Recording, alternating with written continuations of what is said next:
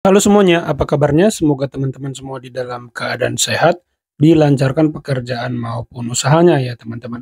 Ya, pada video kali ini saya mau mengajak teman-teman menyaksikan gitu ya, Hakim Pimpinan Mahkamah Konstitusi Bapak Soehartoyo yang di media sudah mendeklarasikan diri tidak akan bisa dipengaruhi oleh apapun. Nah, konon ini bisa jadi gitu ya membuat kubu 02 termasuk para pengacara-pengacaranya panik nih teman-teman. Nah, karena Hakim Soehartoyo sudah mendeklarasikan diri sebagai pimpinan MK, hanya gitu ya berpihak pada kebenaran dan keadilan. Luar biasa ya teman-teman. Nah, bagaimana videonya? Coba kita simak dulu bareng-bareng.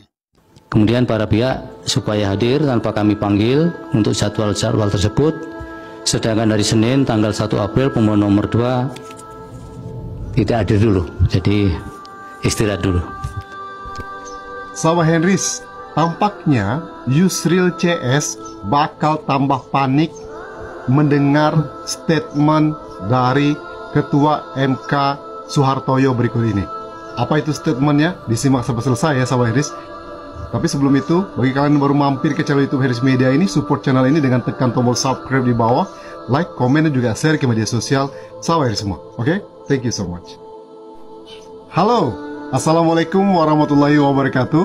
Apa kabar Sawah Henrys? Semoga Sawah Henrys dimanapun berada tetap sehat, tetap semangat. Seperti biasa Sawah Henrys, welcome back to my YouTube channel Henrys Media. Sawah Henrys, publik tentu menunggu hasil sidang gugatan sengketa pemilu atau Pilpres 2024. Bagaimana sih endingnya? Apakah MK akan memutuskan keputusan yang diharapkan publik, independen dan adil? Yuk kita coba simak dulu pernyataan dari Dr. Soehartoyo, Ketua MK. Jujur, dari pernyataan beliau ini, Soehartoyo akan buktikan ke publik dan mengembalikan kepercayaan publik marwah MK nanti di sidang sengketa Pilpres ini. Kita dengarkan dulu ya sahabat Henrys ya, pernyataan langsung dari Bapak Ketua MK Soehartoyo berikut ini. Check it out. Karena saya tidak pernah menangani perkara dengan terpengaruh dengan kepentingan-kepentingan yang menurut saya tidak sejalan dengan hukum dan keadilan. Tepuk tangan luar biasa. Saya akan buktikan bahwa bagaimana 8% itu kemudian bisa saya buktikan bahwa argumen itu atau data itu kemudian menjadi tidak benar ketika nanti MK menangani perkara sengketa 8% Pak, 70%. 70 kan yang ragu tadi. 8 Pak. Yang percaya Pak. Iya makanya 8%, makanya mungkin mereka punya pandangan, berarti kan persoalannya bukan figur sayanya, atau kalau figur sayanya berarti pikiran saya bahwa ini harusnya lebih ya Pak. Mereka punya figur lain di MK itu yang sebenarnya bisa lebih baik dari saya, mungkin bisa tidak 8%. Dan komit bahwa akan adil tanpa intervensi dan tetap teguh berdiri menjaga integritas ya Pak ya. Wah iya kalau saya insya Allah, tapi mudah-mudahan forum ini juga akan didengar oleh kolega-kolega saya sehingga masing-masing kemudian punya satu semangat yang sama, komitmen yang sama. Oke, Sawah Henrys, dari Q&A uji taji Mahkamah Konstitusi, full videonya di channel YouTube-nya Metro TV, yang tayang di Metro TV beberapa bulan lalu. Nanti kalian bisa tonton fullnya. Dari statement-statement Ketua MK yang baru, Soehartoyo, mulai ada angin segar kepercayaan publik ke MK itu naik tinggi. Apalagi sebelum gugatan sengketa Pilpres kali ini, banyak kasus yang itu pro adil dan independen. Keputusannya sangat baik ya. Yang dihapusnya undang-undang penyebaran hoaks dan juga pencemaran nama baik, Lalu kemudian juga ada gugatan-gugatan lain yang dikabulkan MK. Dan gugatan sengketa Pilpres kali ini disinyalir, diprediksi itu banyak para ahli itu akan dikabulkan oleh MK. Menurut saya juga kemungkinan besarnya akan dikabulkan oleh MK. Sementara itu Yusril Iza Mahendra pernah mengatakan kalau gugatan pemilu kali ini, Pilpres ini akan ditolak oleh MK. Ya, mudah-mudahan dari statement-statement yang dikeluarkan Ketua MK ini itu tidak hanya jadi harapan kita semua agar MK kembali ke marwahnya, ya, kembali. Ya, benar ya. MK itu seperti bagaimana sih gitu loh. Harapan terakhir banyak pihak itu ke keputusan MK kali ini.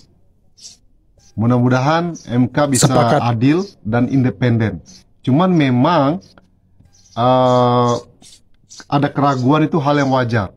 Karena apa? Karena banyaknya kepentingan,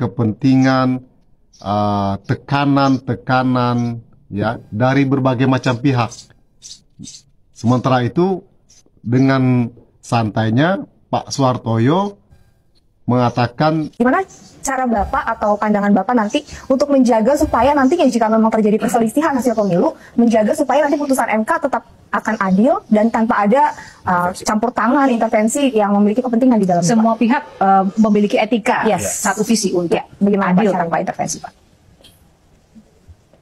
Itu sulit. Kenapa sulit, Pak?